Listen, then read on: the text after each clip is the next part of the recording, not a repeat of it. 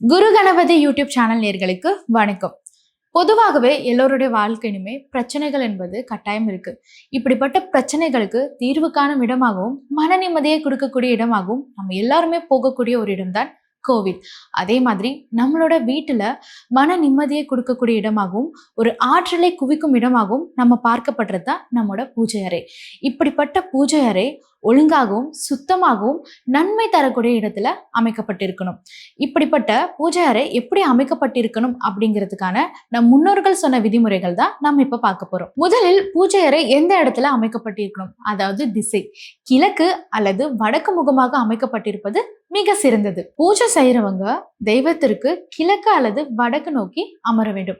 கிழக்கு திசையில சூரியன் உதயம் ஆகுறதுனால ஒளி மற்றும் ஆற்றல் ரொம்பவே அதிகமா கிடைக்கும். முதல்ல பூஜை அறை எந்த திசையில வைக்கப்படுறது அப்படின்னு பார்த்தோம். இப்போ எந்த இடத்துல வைக்கணும் அப்படின்னு பார்க்க போறோம். வீட்டோட வடகிழக்கு மூலை, அதாவது நார்த் ஈஸ்ட்ல வைக்கப்படுறது ரொம்பவே சிறந்தது. இப்ப இருக்கிற மாடர்ன் லைஃப்ல பிளாட் சிஸ்டம்ல பூஜை அறை என்பது சமையல் அறைக்குள்ளேயோ இல்ல பெட்ரூம் பக்கத்திலயோ இல்ல கழிவறை பக்கத்திலயோ வைக்கிறாங்க. அந்த மாதிரி இருக்கவே கூடாது. பூஜை அறை என்பது பூஜை அறைக்கான ஒரு பிரத்யேக இடத்துல அமைக்கப்படணும். அதே மாதிரி பூஜை அறை என்பது மற்ற அறைகளை விட சற்று உயரமாகவும் இருக்கணும். நம்ம பூஜை செய்யறவங்க கடவுளை கீழ் நோக்கி பார்த்து வழிபடாம மேல் நோக்கி பார்த்து வழிபடணும். கடவுளோட படங்களும் மேல் நோக்கி அமைக்கப்பட்டிருக்கணும். பொதுவாகவே பூஜை அறை எல்லாரோட வீட்லயுமே சுத்தமா தான் இருக்கும். அப்படிப்பட்ட பூஜை அறை எப்படி சுத்தமா வைக்கணும் அப்படிங்கிற ஒரு வழிமுறையை தான் இப்ப நம்ம பார்க்க போறோம். அதாவது வாரம் ஒரு முறையாவது ஆழ்ந்த சுத்தம் செய்ய வேண்டும்.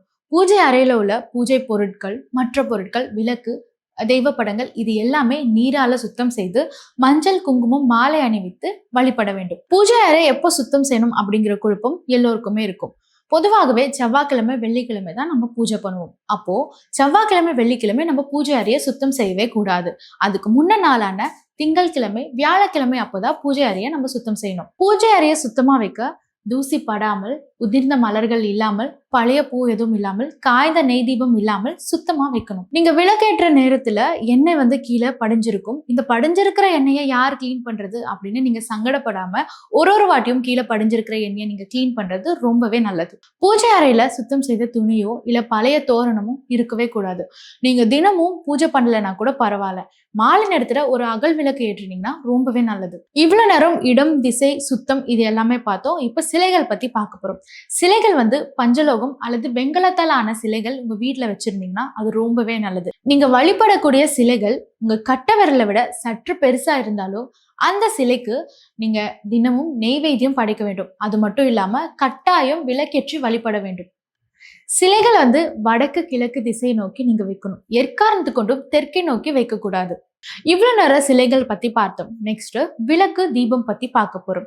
கிழக்கு அல்லது தென்கிழக்கு மூலையில் நீங்க விளக்கு வைக்கலாம். தீபம் ஏற்றும் போது நெய் தீபம் இல்லைன்னா எண்ணெய் தீபம் ஏற்றலாம். நீங்க தீபம் ஏற்றும் போது ஒற்றை வரிசையில மட்டும்தான் நீங்க தீபம் ஏற்றணும். அதாவது 1, 3, 5, 7 இந்த வரிசையில தான் நீங்க தீபம் ஏற்றணும். நீங்க கோயிலுக்கு போயிட்டு பிரசாதம் வாங்கும்போது அந்த பிரசாதம் கோயிலே சாப்பிடணும். அப்படி இல்லைன்னா பாதி பிரசாதம் சாப்பிட்டு மீதி பிரசாதம் வீட்டுக்கு எடுத்துட்டு போக கூடாது. நீங்க முழு பிரசாதத்தை வீட்டுக்கு எடுத்துட்டு போய் பூஜை அறையில வச்சாலோ அந்த பிரசாதத்தை நீங்க உடனே சாப்பிடணும். மணிக்கணக்காவோ நாள் கணக்காவோ பிரசாதத்தை வீட்டுல வைக்க கூடாது. உங்க வீட்டுல உங்க முன்னோர்கள் படங்கள் வச்சு நீங்க வழிபட்டுட்டு வந்துட்டு இருந்தீங்கன்னா உங்க முன்னோர்கள் படங்கள் வடக்கு நோக்கி தான் நீங்க வைக்கணும். அதே மாதிரி உங்க முன்னோர்கள் படம் சாமி படத்துக்கு மேலேயோ இல்ல சாமி படத்துக்கு நிகராவோ நீங்க வைக்க கூடாது, கீழே தான் வைக்கணும். நீங்க பூஜை பண்ற நேரத்தை தவிர உங்க பூஜை அறைய எப்போதுமே ஒரு திரை போட்டு மூடிதான் வைக்கணும். உங்க பூஜை அறையில தேவையற்ற பொருட்களை நீங்க வைக்க கூடாது. எடுத்துக்காட்டா பாத்தீங்கன்னா நீங்க ஒரு கோயிலுக்கு போயிட்டு வரீங்க, அங்க ஒரு பொருள் வாங்கிட்டு வரீங்க அப்படின்னா அது பூஜை அறையில வைக்க கூடாது. தேவையில்லாத பொருட்களை நீங்க வைக்கவே கூடாது. தேவையான பொருட்களை மட்டும்தான் நீங்க வைக்கணும். அதே மாதிரி உங்க பூஜை அறையில அதிக படங்கள் இல்லாம உங்களுக்கு தேவையான படங்களை நீங்க வச்சு வழிபடுறது மிக சிறந்தது. உங்க பூஜை அறை சற்று காற்றோட்டம் உள்ள பகுதி பக்கம் வைக்கிறது ரொம்பவே நல்லது. ஏன் அப்படின்னா தினசரி நீங்க பயன்படுத்தக்கூடிய கற்பூரம், அகர்பத்தி, சாம்பிராணி இதில் வரக்கூடிய புகை உங்க பூஜை அறை கருப்பு படை வைக்கும். அதனால சற்று காற்றோட்டம் உள்ள பகுதிக்கு பக்கம் உங்க பூஜை அறை இருந்துச்சு அப்படின்னா கருப்பு படாம இருக்கும். இது ரொம்பவே நல்லது. உங்க பூஜை அறையில தினசரி பயன்படுத்தக்கூடிய பொருட்களான கற்பூரம், சாம்பிராணி, அகர்பத்தி இது எல்லாமே ஒரு தனி அலமாரியோ இல்ல தனி பெட்டி வாங்கி தான் வைக்கணும். பூஜை அறையோட ஃபோட்டோவோட சாமி படங்களோட சேர்த்து நீங்க வைக்கக்கூடாது. பூஜை அறையை எப்படி வச்சுக்கணும் அப்படிங்கிறத வரிசையா நம்ம பார்த்தோம். இதே மாதிரி கோவில் வழிபாடு, வீட்டு வழிபாடு, இந்த மாதிரியான ஆன்மீக தகவல்கள் நிறைய வர இருக்கு. இதெல்லாமே நீங்க உடனே பார்த்து தெரிஞ்சுக்கணும் அப்படின்னா நம்மளோட குரு கணபதி யூடியூப் சேனலை சப்ஸ்கிரைப் பண்ணுங்க. இதே மாதிரி வேற ஒரு ஆன்மீக வீடியோல உங்களை நான் சந்திக்கிறேன். நன்றி, வணக்கம்.